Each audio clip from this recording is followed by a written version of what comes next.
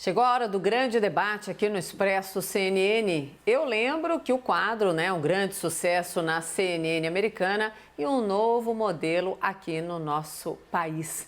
O nosso objetivo é apresentar sempre temas relevantes, com visões diferentes sobre o mesmo assunto. E para quê? Nós vamos falar isso todas as vezes antes do debate começar, para que você construa a sua opinião, para que você sempre construa a sua forma de pensar. O primeiro tema de hoje é o monitoramento de geolocalização dos celulares. Quem defende, como o governador João Dória, diz que é para conferir se as pessoas estão cumprindo mesmo o isolamento social e para impedir o avanço da pandemia. Quem é contra, como o presidente Jair Bolsonaro, diz que é uma invasão de privacidade. Afinal, quem está com a razão? O que é mais importante? A manutenção dos direitos individuais ou a luta contra o coronavírus? Os nossos debatedores são Augusto de Arruda Botelho, advogado especialista em direito penal. Olá, Augusto, boa noite. Boa noite, Carol. Boa noite, Mona Lisa. Boa noite, Caio. E Caio Coppola, bacharel em direito e comentarista político. Boa noite, Caio. Boa noite, Mona Lisa. Boa noite, Augusto. Boa noite ao espectador da CNN. E hoje quem começa é você, Augusto, por favor. Vamos lá. Bom, boa noite a todas e todos.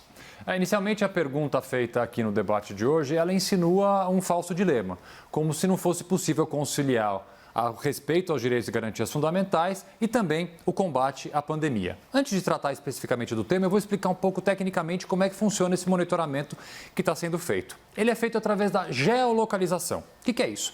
Vou usar um outro exemplo. Quando você, por exemplo, usa um aplicativo do celular para ver se está trânsito no caminho que você vai pegar. Através do GPS que tem no seu celular, esse aplicativo, então, vai juntando pessoas que estão naquela mesma rua, aparece que está trânsito, ele te manda para um outro caminho. É assim que funciona. Essa tecnologia também de geolocalização que as operadoras e o governo estão usando agora, ao invés de usar o GPS, ela usa a Herb. O que é a Herb? São as antenas de celular que são espalhadas por toda a cidade. Juntando várias Herbs, essas empresas conseguem montar aquilo que eles chamam de cerca virtual. Quando muitos usuários de telefone ultrapassam essa cerca virtual, é formado o que eles chamam de mancha de calor. Mancha de calor é igual a aglomeração, ali você percebe que naquele ponto tem uma aglomeração. É essa aglomeração, esse dado da aglomeração, que é repassado para o governo. Primeira informação importante, esse dado é repassado de um dia para o outro. O que significa? Não há um monitoramento em tempo real. Agora não estão mandando automaticamente dados desses celulares para quem quer que seja. É feita uma compilação de dados. No dia seguinte, então, esse dado é encaminhado para o governo para que o governo possa monitorar. Mais uma vez, já foi dito várias vezes e assim é extremamente importante reafirmar. São dados anônimos. Simplesmente a localização, a geolocalização de um aparelho de telefone celular. Não tem o seu dado, não tem o seu nome, não tem o seu endereço, não tem absolutamente nada. A legislação brasileira entende que dados anônimos, obviamente, por não conterem dados pessoais, eles não têm obstáculo nenhum legal na utilização disso. Inclusive, é o que vem fazendo a Comissão Europeia numa recomendação assinada na semana passada, mais especificamente no dia 8, recomendando que vários países que formam a Comissão Europeia incentivem esse tipo de uso dessa tecnologia justamente para verificar aglomerações. A recomendação da Comissão Europeia vai além. Ela acha que o uso da tecnologia e o uso dos celulares, ele deve se expandir, inclusive para verificar aonde doentes passaram, para verificar a contaminação da região e outras pessoas que podem, em tese, ter sido contaminadas, aí sim, possivelmente, já usando dados. Mas para vocês verem como a própria Comissão Europeia, além de incentivar o uso dessa geolocalização, que, mais uma vez, utiliza dados anônimos nossos, vai além, aumentando essa possibilidade do uso dessa tecnologia. Eu vou finalizar para dizer o seguinte: defender direitos e garantias fundamentais é uma luta diária.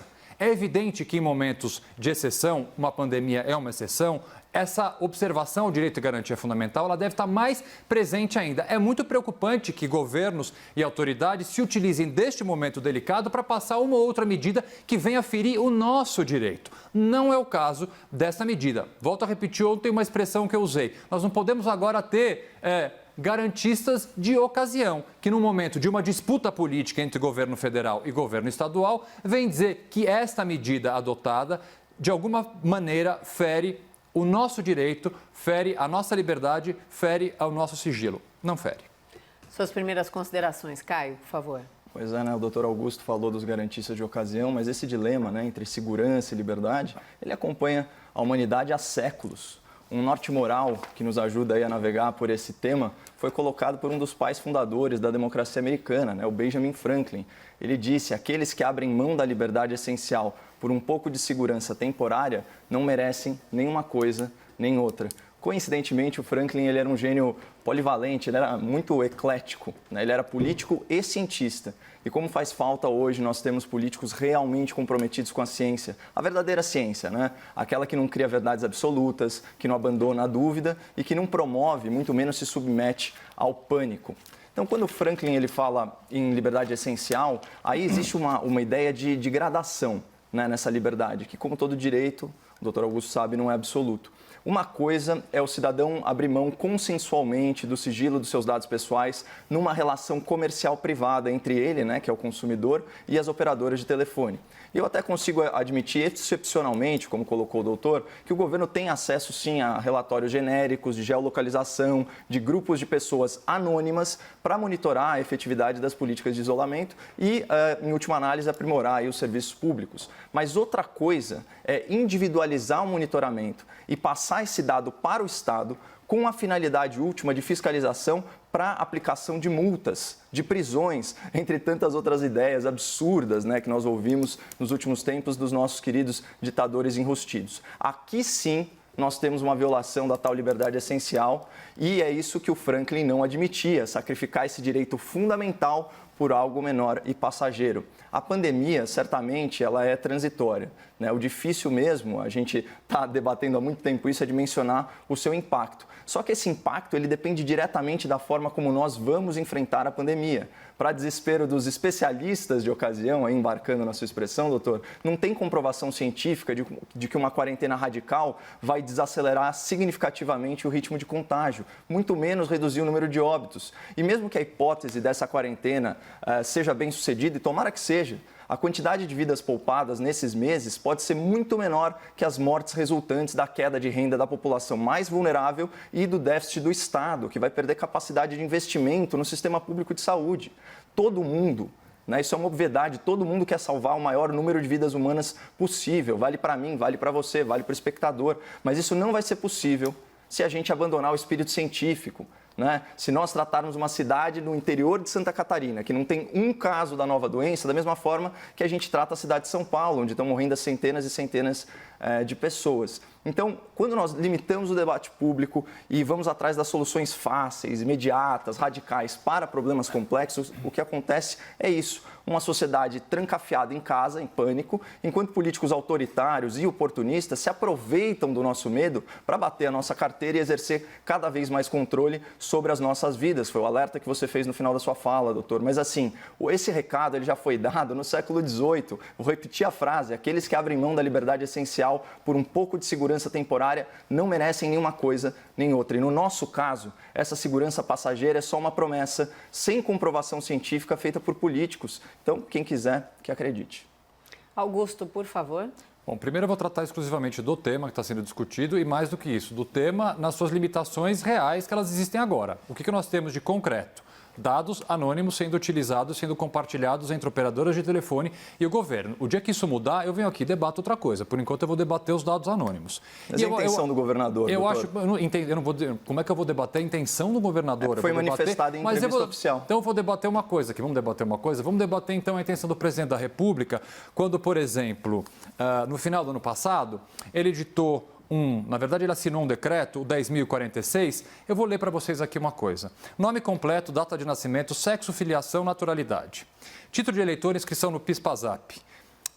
Digitais dos dedos, retira dos olhos e formato da face. O que é isso? Parece um filme? Não, não é um filme. Isso está contido num decreto assinado pelo Bolsonaro que criou o cadastro base do cidadão, que hoje em dia o governo federal tem alguns dados e vai ter todos esses dados que eu listei aqui em pouco tempo para poder compartilhar com os outros estados para formar aquilo que ele chamou do cadastro base cidadão. Isso foi, no momento, através de um decreto, mais uma canetada do presidente, discutido imensamente e criticado por vários especialistas na proteção de dados. Vou além, 6 de fevereiro, agora, pouco mais de um mês, quando o presidente Bolsonaro sancionou a Lei 13.979, que trata especificamente da pandemia, e ele assinou o seguinte artigo: é obrigatório, vamos lá, vou ler de novo, é obrigatório o compartilhamento entre órgãos e entidades da administração pública federal, estadual, distrital e municipal de dados essenciais à identificação de pessoas infectadas ou com suspeita de infecção pelo coronavírus, com a finalidade exclusiva de evitar a sua propagação. Então, assim, eu não consigo entender, por isso que eu volto aqui, não é politizar, mais uma vez, um tema que não deve ser político. Claramente, o presidente Bolsonaro entrou nessa disputa com o governador Dória porque eles estão num momento de disputa política. Mas veja a falta de coerência do governo federal, que assina em pouco mais de 6 meses 2 leis que violam muito mais o nosso direito à intimidade do que esse monitoramento que está sendo feito agora. Por isso que eu volto a falar, são garantistas de ocasião, sim. Neste momento assinaram essa lei e não viram problema nenhum. Onde é que estão todas as pessoas, os bloggers, os youtubers, criticando essa posição do governo quando editou essa lei e quando assinou esse decreto, que esses sim compartilham dados de identificação essenciais nossos, bem diferente do que está sendo agora. Então vamos parar, gente, mais uma vez. Estamos enfrentando uma pandemia, não é hora de disputa política, é hora de juntos tentarmos de alguma forma atravessar esse momento difícil e não ficar com esse tipo de picuinha política mais uma vez.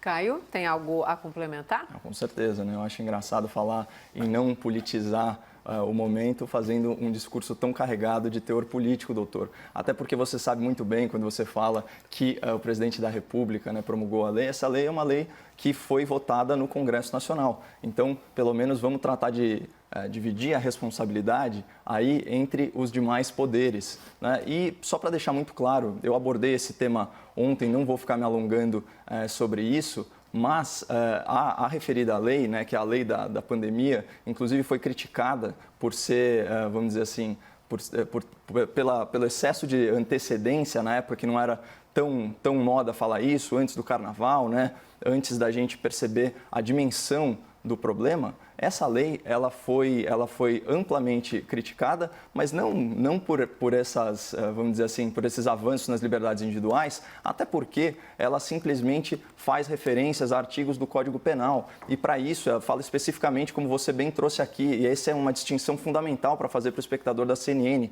entre pessoas infectadas ou que estejam com risco de estarem infectadas. E, obviamente, né, você é o especialista em direito penal, você não pode avançar no direito das pessoas. Se eu não represento um risco real de infecção, se o Estado não tem como provar isso, né, não há que se falar em prática ilegal, a não ser que eu esteja na iminência aí de romper algum isolamento estipulado pelo Estado, né? Então, esse é o primeiro ponto. O segundo ponto é o seguinte: as pessoas elas não se indignaram simplesmente porque não era intenção do Estado, seja no seu ente federal ou, enfim, antes, até a declaração do governador de São Paulo nos entes estaduais, de usar esses dados para fins coercitivos, né? Para que você multe o cidadão, para que você aprisione o cidadão, é fundamental você individualizar o dado, né? Ou usar o dado anônimo de forma a promover, vamos dizer assim, a persecução desse indivíduo. É isso que choca. É essa gradação a qual eu me referi na minha primeira fala que parece que você não entendeu, apesar do recado ser muito antigo. Não, eu entendi. O dia que alguém for multado, a gente existe volta uma gradação.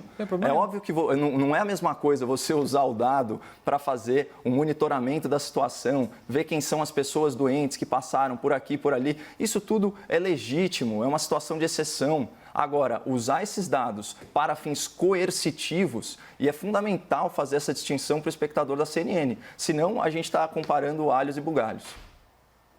Vai ter a sua participação, Augusto, ou vocês querem ir para o segundo tema? Não, eu só vou dizer uma seguinte frase. A Advocacia Geral da União se manifestou especificamente sobre esse tema, já que ontem a gente falou do AGU, e qual foi a manifestação dele? Que existe a viabilidade do compartilhamento de dados de forma anônima e agregada. Então, a própria AGU não viu problema. Então, no dia, que volto a dizer, Caio, no dia que a gente ultrapassar essa linha, no dia que esses dados, que agora não são sequer dados, forem usados para multar, para prender, etc., a gente vem aqui e rediscute e eu posso falar tudo o que eu acho sobre isso. Mas eu vou tratar, nesse momento, da hipótese que nos é apresentada, que é a não utilização de dados. Você está divergindo comigo no que a gente concorda, doutor. Pelo amor de Deus, eu não vejo problema nenhum nos dados anônimos. O problema é justamente esse, deixar isso bem claro para o espectador. legislador identificar o cidadão e, a partir disso, realizar medidas coercitivas que vão de multa à prisão, o que é um verdadeiro absurdo, e ainda bem que o governador de São Paulo retirou isso do debate público. Sim, então vamos para o segundo tema. Vocês concordam, debatedores? Vamos lá. Então vamos lá. Com a crise do novo coronavírus, mesmo com as medidas anunciadas aí pelo governo, os donos de pequenos negócios que buscam crédito em bancos estão tendo o pedido negado. A gente está mostrando isso na nossa programação. De acordo com o sindicato do setor, as medidas econômicas são positivas, mas insuficientes. Um dado para o debate de vocês. 1.400.000 micro, pequenas e médias empresas poderão ser beneficiadas pelo governo. Mas o nosso país tem 6.800.000 empresas nessas categorias. Então, a pergunta para o debate: o que deve ser feito para salvar essas empresas? Agora começo com o argumento do Caio. Bom, vamos lá, né? O que a gente pode fazer para salvar essas empresas aí no Brasil? Em primeiro lugar, eleger políticos melhores, né? Que atendam o interesse público e não simplesmente os interesses do serviço público e do próprio governo. A elite política aqui no Brasil, ela criou duas classes de cidadão: o que trabalha no setor privado e o que trabalha no setor público. E aqui, obviamente, eu tenho que fazer uma generalização baseada em valores médios. Mas para o setor público, que, claro, é financiado pelo setor privado, os políticos reservaram alguns privilégios especiais, né? Então, estabilidade no emprego, benefícios previdenciários e salários acima do valor de mercado. Entre os integrantes do setor público, você tem aqueles super privilegiados, né? A alta cúpula dos poderes executivo, judiciário, legislativo, entre eles os próprios políticos, né? Então, a gente está falando de servidores cujos salários ultrapassam R$20 mil e compõem a maioria dos 1% mais ricos do Brasil. Aí a gente se pergunta, né, qual a colaboração dessa casta, né, vamos chamar assim, para o esforço econômico e fiscal no combate à pandemia? Nenhuma, né? O mínimo que essa elite tinha que fazer, se tivesse um pingo de moralidade, era cortar na própria carne e reduzir progressivamente os seus vencimentos, pelo menos durante o isolamento. Né? Quem ganha mais, paga mais. E ajudaria muito, porque o maior custo do Estado brasileiro, depois de despesa financeira e previdenciária, é com folha de pagamento. Mas não. Né? A elite ela prefere viver em estado de perpétua contradição. Ela mantém a sua renda intacta, enquanto proíbe o autônomo de trabalhar e sustentar a sua família. Aliás, né, eu já citei isso aqui, o jurista Modesto Carvalhosa, ele observou que esse é um novo privilégio do setor público. Ele chama de imunidade financeira ao vírus. Mas não é só isso, né? Agora eles estão desenvolvendo também imunidade fiscal. Ontem, numa votação vexatória, vergonhosa, a Câmara, por uma maioria constrangedora de 431 votos, aprovou aquele seguro imposto, né, para o ICMS e para o ISS. Tudo que os estados e municípios deixarem de arrecadar, agora o governo federal vai ter que bancar com o dinheiro dos nossos impostos. E a imprensa tem noticiado isso como se fosse um projeto de socorro aos estados. Não é socorro, isso é arrego aos estados. E foi aprovado por puro oportunismo político, já que esse ano é ano de eleição, ou melhor, de reeleição municipal, porque é nisso que eles pensam. E pior que isso, é só mesmo o presidente da Câmara que decidiu não votar o destaque que destinava 3 bilhões de reais para o combate à pandemia. E por que será que o Brasil perdeu essa verba que seria suficiente para montar mais de 22 mil leitos de UTI ou para comprar 30 mil respiradores? Porque esse dinheiro tinha que sair das campanhas para a eleição municipal, ou melhor, de novo, reeleição. Então, só para fechar, desculpa ter me alongado, percebam o quanto é vulnerável, né, o autônomo, o desempregado, o pequeno empresário do setor privado. Eles estão passando perrengue para conseguir algumas migalhas do governo. Né? Enquanto isso, a elite recebe em dia, sem desconto, e ainda vai usar dinheiro público para fazer campanha. Ou seja, além de imunidade financeira, além da imunidade fiscal ao vírus, agora tem político que desenvolveu imunidade moral. E a única coisa que explica o egoísmo e a falta de empatia deles com o povo brasileiro é isso, imunidade moral. Augusto, por favor. Bom, tanta informação que eu não sei nem por onde começar, mas eu vou começar respondendo a pergunta. Como fazer para ajudar a micro e pequena empresa? O que eu fiz? Qual foi a minha lição de casa? Eu consultei, acredito eu, o maior especialista em micro e pequena empresa do Brasil. Né? Uma pessoa que foi secretária da micro e pequena empresa, é hoje assessor especial do ministro Paulo Guedes, tratando bastante deste tema, que é o Guilherme Afife Domingos. E o que o Afife me disse e me deu uma notícia que acho que é uma novidade, não sei nem se já foi divulgada. Se eu estiver dando um furo aqui, eu vou até pedir aumento. Mas o que eu achei bastante interessante? O que pretende o governo fazer? E aí vamos dar um sopro de otimismo aqui, principalmente para o micro e pequeno empresário. E o que é o micro e pequeno empresário? Só para vocês entenderem. É aquele que fatura entre até R$80 mil por ano e até R$360 mil por ano. Qual é o principal problema desse tipo de empresa? A falta de capital de giro. Ao contrário de empresas maiores, que têm uma gordura em caixa para queimar, o microempreendedor e o pequeno empreendedor não têm essa gordura para queimar, então falta capital de giro, falta caixa. O governo está numa negociação avançada com a Caixa Econômica Federal para fazer o seguinte, montar uma linha de crédito para fornecer até 50% do faturamento dessas pequenas empresas por 3 meses, certo? Então, essa micro e pequena empresa terá uma carência de 6 meses para iniciar esse pagamento e ela vai poder negociar em até 24 vezes essas parcelas de pagamento. Ainda há alguns ajustes a serem feitos, mas eu acho essa uma iniciativa bastante inteligente, bastante saudável, que vai no ponto específico que dói mais o micro e pequeno empreendedor. Então, quando a gente aqui, principalmente eu, faço críticas quase que diárias à postura do governo federal, até em pautas econômicas, quando eu vejo uma medida como essa sendo negociada já em estado avançado de negociação e que eu entendo, no meu ainda limitado conhecimento de economia, que é uma medida bastante positiva, a gente tem que vir bem aqui e dizer que realmente é uma medida que merece aplauso. Então, espero que isso passe, que isso vá para frente e que a gente consiga tratar deste problema do microempreendedor. Com relação às outras informações do CAI, o fundo eleitoral, todas aquelas coisas, eu vou me limitar a dizer que no momento adequado, quando isso for mais pauta do nosso debate, eu vou ter o maior prazer de discutir.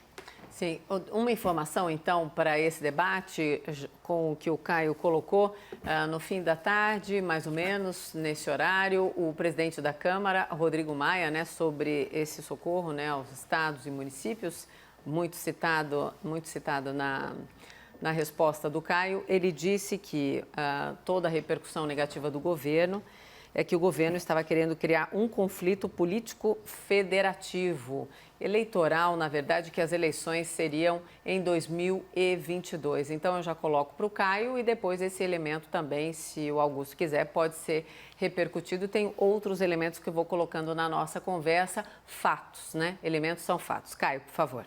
Bom, eu não acho que a minha fala inicial sobre esse tema fugiu do assunto do debate, até porque, em última análise, a gente está falando da mesmíssima coisa, né? Recursos escassos, verbas escassas, verbas públicas. Toda essa dinheirama a qual o Dr. Augusto se referiu, ela tem uma origem comum, que é o quê? O seu bolso. Estou falando diretamente aí com o espectador da CNN. Né? A origem é a mesma. O recurso é escasso. No curto prazo, o governo, seja ele municipal, estadual, federal, ele tem duas formas, né, de fazer frente a essas necessidades econômicas. A primeira é se endividar e a segunda é aumentar impostos. Só que, invariavelmente, no médio prazo, essa dívida se converte em impostos também, porque isso é uma responsabilidade pulverizada. Né? Então, é óbvio que a gente não quer ver empresas fechando. Né? O dado do Sebrae fala em 600 mil empresas fechando as portas, cerrando as portas. Tem contas que levam os números atuais de desemprego entre 9,5 e 20 milhões de novos desempregados no Brasil. Então, assim, é uma situação gravíssima. Obviamente, tem que ser destinados recursos, principalmente para a questão de capital de giro, com linha de crédito. Eu já divulguei isso aqui amplamente, só que não adianta. Isso, de certa forma, é enxugar gelo. Se a mentalidade da elite política brasileira for de tratar os cidadãos como se eles fossem separados em duas classes, ou seja, o setor privado e o setor público. É uma pena, doutor, que você não entenda o alcance da minha colocação, porque essa é uma das raízes do problema. Né? Pesquise quanto que o governo federal gasta percentualmente em folha de pagamento e você vai ver que uma redução aí de 10% nessa folha teria um impacto gigantesco no orçamento. A gente está falando do quê? De uma PEC de guerra. Não é essa a terminologia que a gente está usando? Então, a gente não pode se dar o luxo de jogar 3 bilhões fora, porque é exatamente isso que a gente está fazendo agora. A gente devia estar destinando isso para salvar vidas humanas. Não é a nossa defesa aqui o tempo todo, não é o nosso denominador comum. Afinal de contas, querer salvar vidas humanas, isso só se faz com verba pública, que é um recurso escasso. Então, enquanto a gente não mudar o mindset dessa elite política, que inclusive rejeitou um outro destaque, que falava justamente em promover cortes no setor público só para funcionários que ganhavam mais de R$6 mil e fazer isso progressivamente, especialmente para aqueles nababos, né, contemporâneos que ganham acima do teto constitucional, que, pasme, espectador da CNN, é de R$39 mil, certo? Mas a gente tem aqui, inclusive, o doutor conhece bem essa realidade, né? Do Tribunal de Justiça de São Paulo, Tribunal de Justiça do Rio de Janeiro, todos ganhando acima de R$40 mil, no caso do Rio de Janeiro, R$60 mil. Quero ver, já cancelaram o Vale Peru de Natal do TJ do Rio de Janeiro? R$2 mil para 15 mil servidores? Quero ver se isso vai ser cancelado. Né? Eu quero ver se foi cancelado o Bolsa Livro no TJ de São Paulo, R$5 mil para comprar livros, softwares, esse tipo de coisa. É disso que eu estou falando. Então, enquanto a gente não mudar essa mentalidade, enquanto a elite política não olhar com carinho para o setor privado, né, aí esse país não vai para frente. Sim, só para passar a palavra para o Augusto, por causa da divisão de tempo. Vamos lá. Eu concordo, Caio, com você nesse ponto. Eu acho que todo mundo vai ter que cortar na própria carne. O FMI hoje se manifestou dizendo que enfrentaremos, mesmo que essa pandemia, num curto espaço de tempo, ela se resolva, coisa que infelizmente não vai se resolver, enfrentaremos a maior recessão que o mundo moderno já viu. O problema é grave em todos os países. O PIB vai diminuir de uma série de países. O FMI, o relato que faz o Fundo Monetário Internacional hoje é extremamente pessimista. Então, é preciso tentar cortar custos, concordo com você, em todos os aspectos. Mas, assim, eu não gosto desse discurso de só falar mal da classe política como se eles não estivessem fazendo nada. O Estado de São Paulo, especificamente, tem uma série de projetos de cortar gastos excepcionais, com eventos, com publicidade. Hoje é uma matéria longa na Folha de São Paulo mostrando o que o governo do Estado de São Paulo pretende fazer. E outros governos, como, por exemplo, até da própria cidade de São Paulo, a Câmara dos Vereadores, há vários projetos de cortar salário. Então, aqui não adianta a gente ficar só pegando e falar classe política, elite política, parece que eles não estão fazendo nada. Óbvio que poderiam estar fazendo mais, concordo com você, mas alguma coisa sim já está sendo feita. Eu não gosto dessa linha, e a gente vai divergir aqui em vários momentos sobre isso, de demonização da política, como se só estivessem fazendo coisas ruins. Doutor, a gente há iniciativas, mas são fatos. Eu estou te falando fatos. Não, você está falando o governo do Estado de São Paulo, o governo do Estado de São Paulo vai cortar custos aqui. O governo do Estado de São Paulo vai cortar custos aqui. Isso é um fato, Caio. Isso é um fato, Caio. Não adianta defender. Isso é um fato. Não estou defendendo ninguém. Não estou defendendo ninguém. Eu estou contando para você um fato. O governo do Estado de São Paulo vai cortar custos, vários custos. Então não adianta a gente chegar aqui e sair falando, ninguém faz nada. As pessoas fazem sim. Mas eu não estou falando que ninguém faz nada. Eu estou criticando quem faz errado, doutor. Eu estou criticando quem faz errado. Tudo bem. E assim, eu acho legítimo você elogiar iniciativas, mas o que a gente tem no frigir dos ovos é que o parlamento brasileiro se recusa a dar 3 bilhões de reais para a pandemia. A gente tem que eles jogam nas costas do governo federal, então, portanto, do contribuinte brasileiro, né, uma farra fiscal nos estados, em pleno ano eleitoral. É óbvio que eles querem uma carta branca orçamentária para poderem gastar isso, governadores e suas bases eleitorais municipais. É óbvio o link entre essas coisas. Caio, o tempo era do Augusto. O tempo era do Augusto, então, se o Augusto não for complementar, eu quero colocar mais um elemento também, informação nesse debate. Augusto, você vai complementar? Não. Obrigado. Então, sobre o que os políticos não fazem, vamos relembrar, recentemente foi uma proposta, né, isso para os debatedores, Caio e Augusto, uma proposta do presidente da Câmara dos Deputados, Rodrigo Maia, de corte em todas as esferas, né, de salários de 25%, inclusive os parlamentares, mas essa proposta rapidamente foi rechaçada e negada pelo Judiciário. Isso eu coloco já para vocês aí mais um elemento no debate. Augusto e Caio.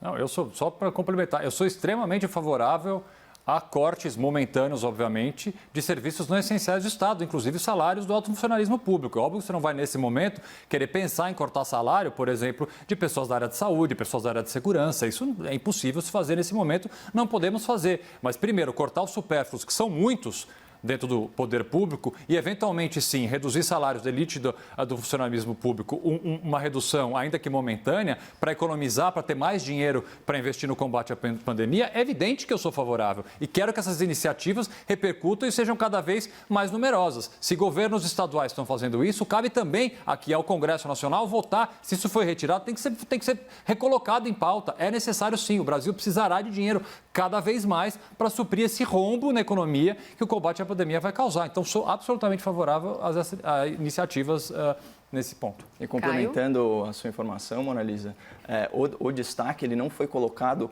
em pauta, né? E justamente por isso era um destaque que ia incorporar uma PEC, uma proposta de emenda à Constituição, talvez até para conseguir contornar esse óbice, né, da alta cúpula do Judiciário, obviamente interessada em não reduzir a sua própria renda, né, o que é lamentável do ponto de vista de empatia. Mas, que bom que a gente concorda pelo menos nisso e a gente tem que ser muito vocal, doutor, em relação aos abusos, né? Porque, de novo, a gente tem dois Brasis. Né? Você tem o Brasil que está se sacrificando, que está perdendo renda, e você tem o Brasil que efetivamente não abre mão de absolutamente nada. Então, não adianta colocar a pecha de que eu só critico e tal, porque isso não é uma verdade. Mas é óbvio que se eu estiver num ambiente em que essa elite esteja sendo só elogiada, eu tenho que puxar a corda para o outro lado e puxar a orelha dos nossos políticos. Em relação àquela proposta que foi muitas vezes defendida pelo ministro da Economia, Paulo Guedes, que seria uma reedição da CPMF antes da pandemia, isso foi muito dito e bastante criticado. Gostariam de entrar sobre esse tema também? Caio e Augusto? Eu peço a palavra para dizer uma coisa que eu já disse aqui. Eu acho que nenhuma medida neste momento que não seja estritamente emergencial deve ser tomada. Você querer resolver uma discussão que vinha sendo travada há meses, como, por exemplo, absolutamente necessária reforma tributária que a gente precisa fazer. No meio de uma pandemia, você querer incluir mais um imposto, eu acho temerário, eu acho que não é o momento para se tratar de questões que vão perdurar no tempo. Eu acho que a gente tem que tratar nesse momento, volto a dizer, de questões emergenciais. E eu já disse isso aqui várias vezes e cada vez que eu leio a mesma notícia eu fico mais incomodado. Por exemplo, apenas hoje, os trabalhadores que não têm conta na Caixa e no Banco do Brasil começaram a receber o auxílio emergencial. E esse calendário vai até sexta-feira, dia 17. Gente, isso foi sancionado pelo presidente da República há quase 20 dias. Como é que as pessoas vão começar a receber só no dia 17? Então, eu volto a dizer, agora a gente precisa pensar nos mais vulneráveis e em medidas emergenciais. Nada que se perdure longamente no tempo, como uma proposta, por exemplo, neste momento, de um novo imposto ou de uma compensação de imposto. Caio? Vou pegar carona no argumento do doutor, né? Afinal de contas, está até no nome, né, da CPMF, né? Era para ser uma contribuição provisória sobre movimentação financeira que durou anos e anos. Isso mostra a importância da gente não incorrer em retrocessos, né? Da gente estar sempre vigilante, né? O preço da liberdade é a eterna vigilância. E é nesse momento que os oportunistas e os ditadores enrustidos, eles tentam de todas as formas, né, ter mais ingerência sobre as nossas vidas e tributar mais o cidadão, enfim, garantindo aí que a máquina estatal continue bem lubrificada, né? Então, eu concordo com o Augusto, não é hora da gente criar tributos, tem tanta coisa que dá para ser feita antes disso, inclusive no setor público, né, de economia de gastos, até porque a gente sabe que quando você tem uma economia em recessão, a pior coisa que você pode fazer é aumentar a carga tributária, né? Isso incentiva o quê? Informalidade, isso de certa forma ajuda na pauperização das empresas, gera ainda mais desemprego, é um efeito cascata, né? Então, questões complexas como reforma tributária, elas têm que ser discutidas em outro ambiente, especialmente no momento em que tanto ainda pode ser feito em outra coluna, que é a coluna da despesa pública, é aí que tem que ser o foco. Podemos ir para o terceiro tema? Sim.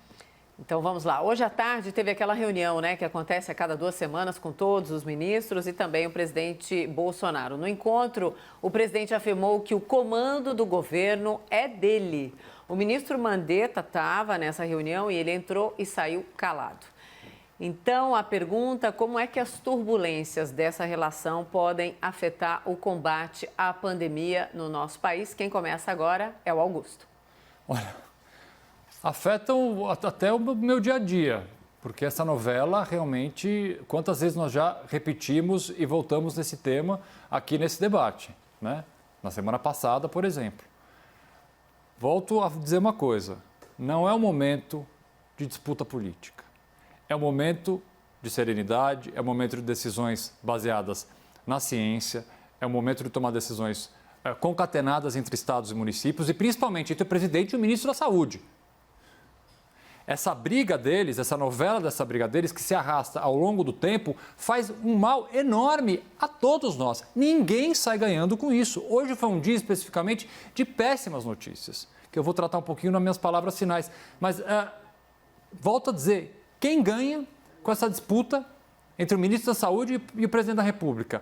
Gera uma insegurança de posicionamento, gera uma insegurança dentro de um governo que já está e um presidente bastante isolado e deixa uma população, muitas vezes, sem saber o que fazer, sem saber para quem olhar. Eu acho péssimo essa reiterada briga entre os dois. Caio, por favor. Eu acho que a gente tem uma questão de momentum aqui, né? Porque se fosse para pedir demissão, né, para pedir para sair, para arregar, o ministro ele perdeu o timing, né? Eu já conheci gente muito esperta, gente oportunista, arrivista até, que soube pular do barco na hora certa. Não foi o caso do ministro, se a intenção dele era capitalizar politicamente nesse cargo, né? O que parece ser o caso, né, a julgar aí pelas movimentações políticas que ele fez no seu estado eleitoral.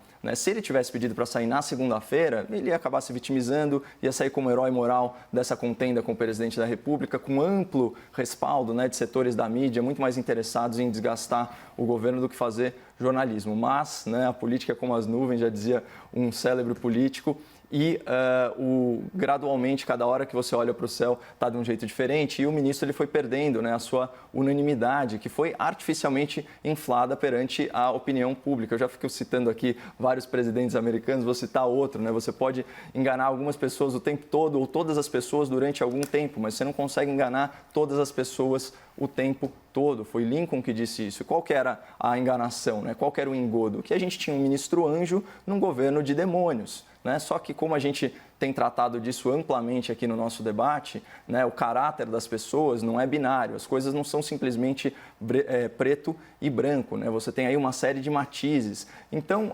gradualmente as pessoas foram investigando mais sobre o passado político do ministro, questionando algumas decisões e esse processo fez com que ele perdesse uma parte do respaldo que ele tinha, inclusive, do ponto de vista das manifestações de rede social, né? Os políticos hoje, eles monitoram muito qual que é a temperatura das redes, né, para usar um jargão de marketing político. E assim ele perde, então, um pouco desse timing para fazer uma saída honrosa do governo e agora ele tem a responsabilidade de continuar no barco, senão vai ficar muito feio para ele. Caio, precisei te interromper por causa do tempo. Imagina. Minha sugestão é a gente ter um relógio para todo mundo ver, ajudaria bastante. Já fizemos essa sugestão algumas vezes, internamente. Mas vamos lá, argumentos finais, Augusto, por favor. Vamos lá.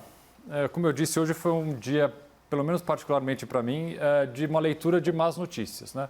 Para começar, um estudo novo de Harvard, publicado hoje por vários médicos, um estudo bastante extenso, que certamente ele vai ser objeto de discussão ainda, mas que ele traz um olhar e uma previsão um pouco ruim, de que a gente pode ter que fazer um isolamento que eles chamam de intermitente por vários anos. É óbvio que eu espero que esse estudo, de alguma forma, se mostre equivocado, porque ele é feito com bases matemáticas, mas o fato é que esse estudo existe e foi feito por 5 médicos altamente respeitados em Harvard. Mais do que isso, nós tivemos a informação hoje que o isolamento caiu na cidade de São Paulo para 50%, ou seja, as pessoas voltaram a desrespeitar o necessário isolamento. Tivemos 2 governadores que testaram positivo para a Covid-19 hoje. E tem, por último, a informação de que os principais hospitais de referência aqui da cidade de São Paulo já estão com 70% dos leitos ocupados. Okay. Então, eu volto a falar o que eu falei várias vezes hoje. Não é o momento de disputa política. Não é o momento de disputar se a esquerda está certa ou se a direita está errada, porque, volto a dizer, Covid-19 e coronavírus não tem ideologia nenhuma.